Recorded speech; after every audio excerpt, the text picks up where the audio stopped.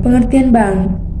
Bank adalah sebuah lembaga intermediasi keuangan, umumnya didirikan dengan kewenangan untuk menerima simpanan uang, meminjamkan uang, dan yang lebih dikenal lagi sebagai tempat penukaran uang. Yang ke-A, masa sebelum kemerdekaan. Jadi, kehadiran institusi perbankan pertama di Indonesia tidak terlepas dari adanya kolonial Hindia Belanda, Verenigde Oost-Indische Compagnie atau VOC di Indonesia.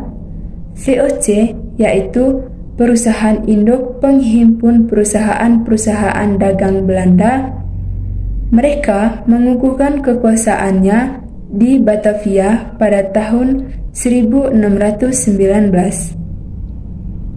Untuk memperlancar dan mempermudah aktivitas perdagangan VOC di Nusantara, pada tahun 1746 didirikan De Bank van Liening, tepatnya pada tanggal 20 Agustus 1746.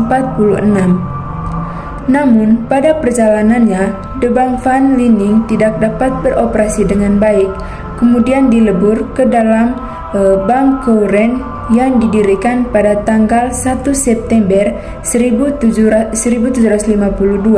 dan namanya berubah menjadi De Bank Courant en Bank van Liening pada tanggal 5 September 1752. Tapi De Bank Courant en Bank van Liening juga tidak dapat beroperasi dengan baik dan akhirnya ditutup karena bangkrut.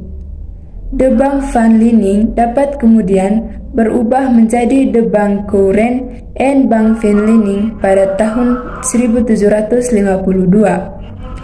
Pada akhir abad ke-18, VOC telah mengalami kemunduran, bahkan kebangkrutan. Maka kekuasaan VOC di Nusantara diambil alih oleh pemerintah Kerajaan Belanda. Setelah masa pemerintahan Herman William Daendels dan Jansen, Hindia Timur akhirnya jatuh ke tangan Inggris. Jadi, sejarah perbankan juga mencatat beberapa bank yang memegang peranan penting di Hindia Belanda. Bank-bank yang ada itu antara lain yang pertama De Zavadski NV, yang kedua De Postpoortbank, yang ketiga Hulp en Speer Bank, yang keempat De Algemene Volkskredietbank, yang kelima Nederland Handelsmaatschappij atau NHM, dan yang keenam National Handelsbank atau NHB. Kemudian yang terakhir, yang ketujuh De Escomto Bank NV. Kemudian De Zavadski Bank yang didirikan pada tahun 1828 merupakan bank Belanda yang berhasil berkembang dan merupakan cikal bakal bank sentral Indonesia di kemudian hari. Bank Belanda lainnya seperti Nederlands Indische Escomto Maatschappij, Nederlands Indische Handelsbank, dan Nederlands Handelsmaatschappij mulai beroperasi berturut-turut pada tahun 1857, 1864, dan 1883. De Zavadski Bank oleh pemerintah Hindia Belanda. Bank tersebut diberi monopoli untuk mengeluarkan uang yang semula pengedarannya ditangani oleh pemerintah sendiri. Sejak saat itu, bank tersebut dikenal sebagai bank sirkulasi atau bank of issue. Dari fungsinya seperti itu, maka bank tersebut merupakan bankir bagi pemerintah Hindia Belanda. Meskipun belum menjadi bank sentral penuh, karena hanya menjalankan beberapa tugas yang biasa dilakukan oleh bank sentral,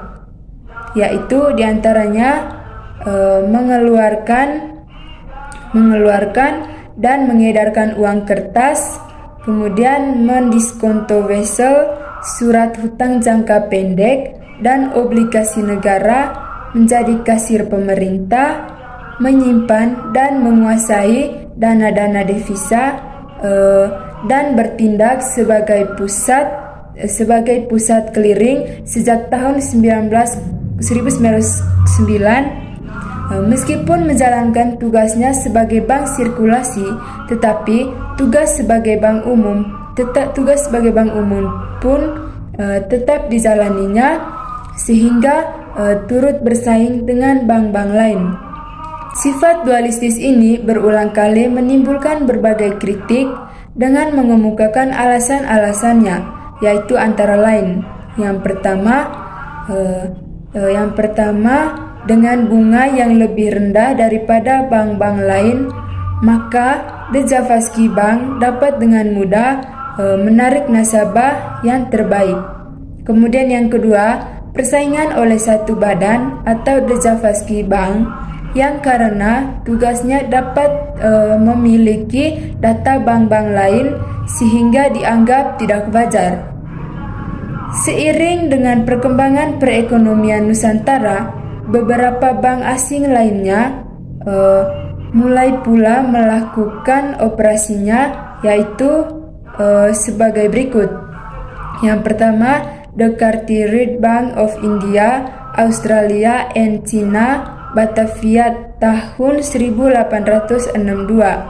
Kemudian yang kedua, Hong Kong and Shanghai Banking Corporation, Batavia tahun 1884. Kemudian yang ketiga, Yokohama Maspisi Bank, Batavia tahun 1919. Yang keempat, Taiwan Bank tahun 1915, Batavia, Semarang dan Surabaya. Yang kelima, Kinen Southern Ltd, Batavia tahun 1920. Kemudian yang keenam, Mitsui Bank Surabaya tahun 1925. Yang ketujuh, Overseas China Banking Corporation, Batavia tahun 1932. Nah, jadi pada masa kolonial terjadi pasang surut jumlah bank. Menjelang pecahnya Perang Dunia Kedua, pemerintah Hindia Belanda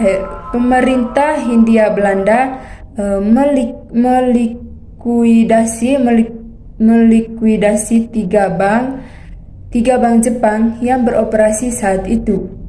Dan pada saat Jepang berkuasa atas Asia Pasifik, bank-bank Belanda, Inggris, dan termasuk beberapa bank Cina dilikuidasi oleh Jepang.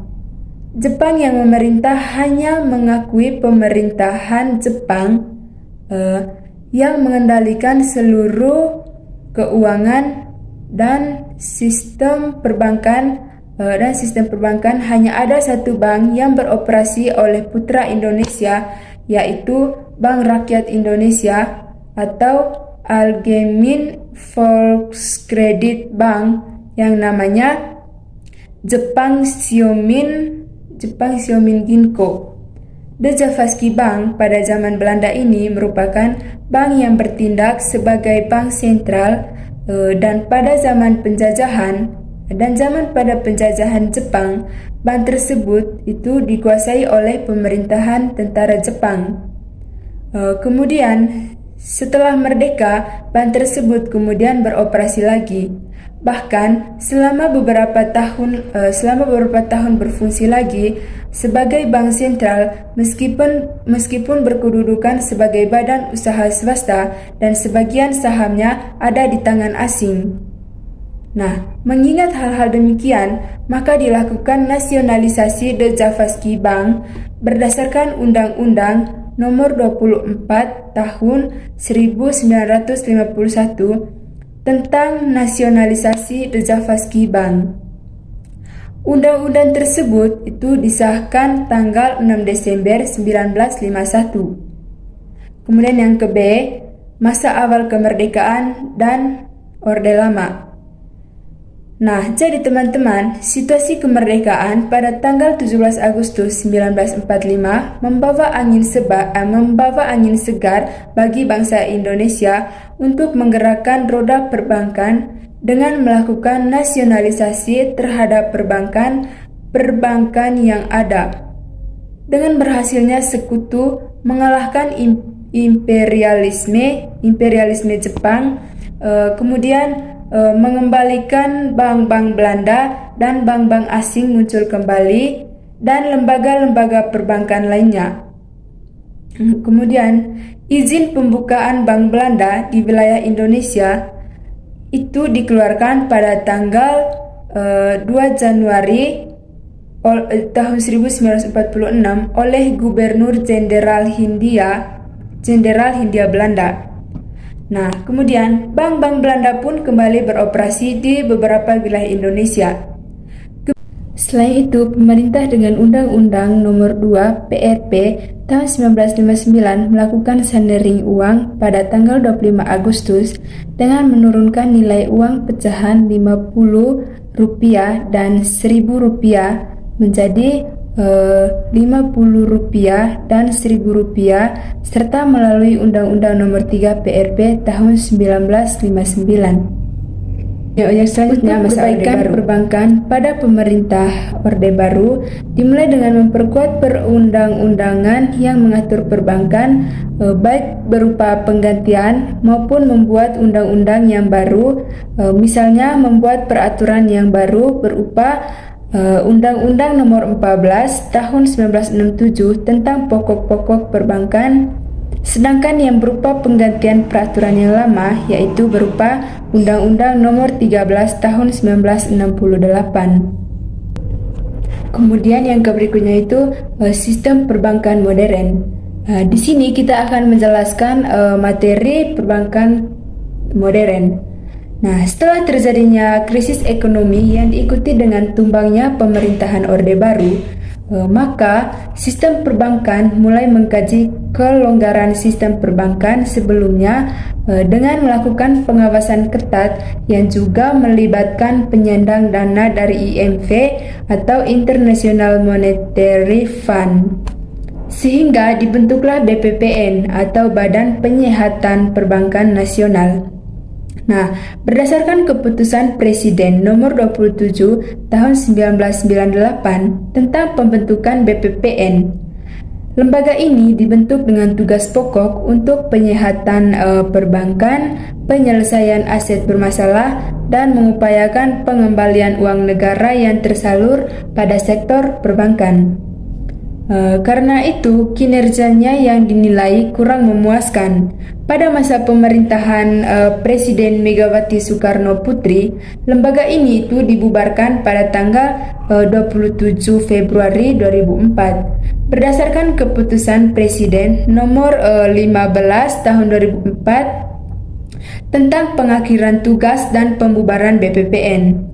Tak hanya itu, Presiden Megawati juga menunjukkan Menteri Keuangan yaitu Boediono sebagai Ketua Tim Pemberesan Badan Penyihatan Perbankan Nasional melalui Kepres nomor 16 tahun 2004 tentang pembentukan Tim Pemberesan BPPN. Kepres ini merupakan satu dari sejumlah landasan hukum yang dikeluarkan Presiden berkaitan dengan pembubaran BPPN. Perusahaan Pengelola Aset atau Persero atau PPA didirikan pemerintah pada 27 Februari 2004 melalui Peraturan Pemerintah Nomor 10 Tahun 2004 untuk melaksanakan pengelolaan aset Badan Penyihatan Perbankan Nasional atau BPPN. Yang tidak berperkara hukum. Nah, dalam melaksanakan tugas pengelolaan dimaksud, Menteri Keuangan RI ini dan Direktur Utama PPA menandatangani perjanjian pengelolaan aset tanggal 24 Maret 2004 untuk jangka waktu